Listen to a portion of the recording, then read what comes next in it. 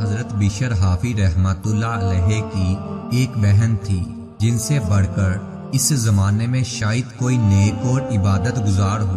ایک دن وہ فرمانے لگی کہ 12 سال ہو گئے، میرا دل چاہتا ہے کہ میں تازہ مچھلی کھاؤں، لیکن میں نے کبھی اس بات کا کسی سے تذکرہ نہیں کیا۔ حضرت بشر حافی رحمت اللہ علیہ نے فرمایا کہ ان کی اس بات سے میرے دل پر بڑا اثر ہوا، لہٰذا میں اٹھا اور سیدھا بازار چلا گیا۔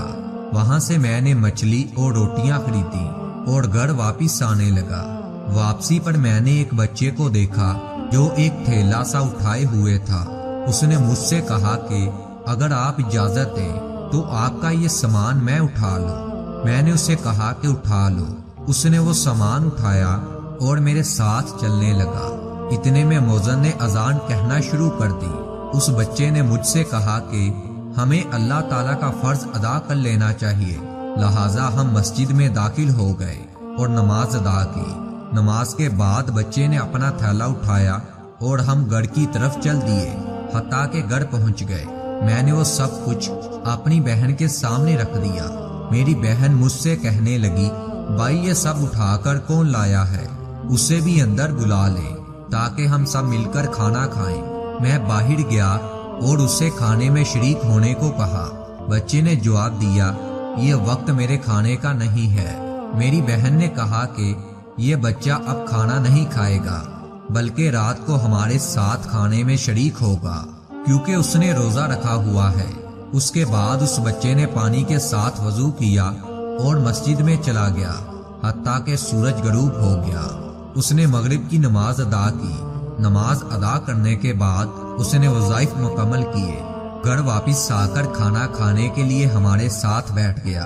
اس بچے نے تھوڑا سا کھانا کھایا اور کہنے لگا، اب میں واپس جانا چاہتا ہوں۔ ہم نے اسے کہا کہ اب کافی رات ہو چکی ہے، اگر تو ہمارے پاس ہی رات گزارے تو بہتر ہوگا۔ اس نے کہا کہ ٹھیک ہے، جیسے آپ کا حکم ہو۔ ہم نے اس کے لیے کمرہ خالی کر دیا اور اس میں ایک دیا اور پانی کا کوزہ رکھا اور اس سے کہا کہ دروازے کو اندر سے بند کر لو اور تم سو جاؤ۔ بچے نے کہا کہ آپ ہی دروازے کو باہر سے بند کر دیں۔ بشر حافی رحمت اللہ علیہ کہتے ہیں کہ اس کمرے کے اوپر والے کمرے میں میری بہن کی بچی تھی جس کو فالج کی بیماری تھی۔ وہ کئی سالوں سے چل پھر نہیں سکتی تھی۔ ہوا یوں کہ جب آدھی رات گزر گئی تو وہی فالج زدہ بچی چھت سے اتر کر صحیح سالم اپنی ماں کے پاس آ گئی۔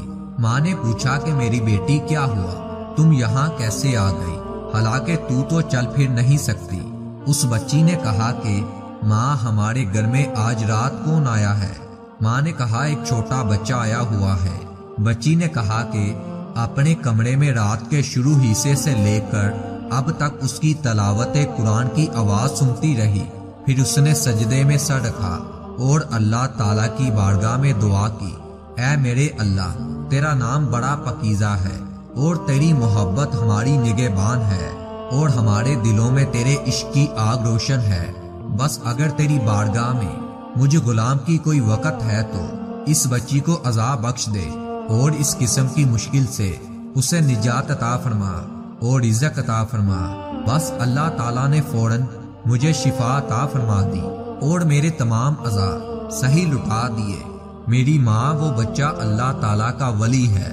جب اس بچی نے یہ بات سنائی تو ہم سب اس کے کمرے کی طرف گئے تو اس کے دروازے کو اندر سے اور باہر کی طرف سے دونوں طرف سے بند پایا، اور پھر ہم نے بڑی مشکل سے دروازہ کھولا تو دیکھا کہ اندر کوئی بھی نہیں تھا۔ پیارے دوستو، یہ مقام ہے اللہ تعالیٰ کے نیک بندوں کا۔